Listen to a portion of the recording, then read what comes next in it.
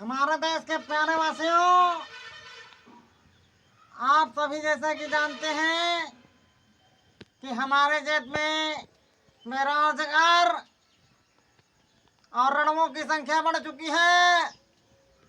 इसके देखते हुए मैं विदेशों में जाता हूँ, देखता हूँ तो सोचता हूँ हमारे देश के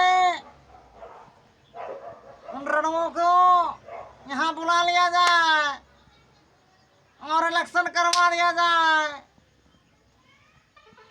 अब यही विचार हमारे दिल और दिमाग और भीतरी गुजर रही है कि मैं जल्दी से जल्दी ये योजना को रणुआ सम्मेलन के तहत इलेक्शन करवाऊंगा और वहाँ का प्रधानमंत्री, अमेरिका का प्रधानमंत्री मैं ही बनूंगा। मैं नरेंद्र मोदी दामोदर।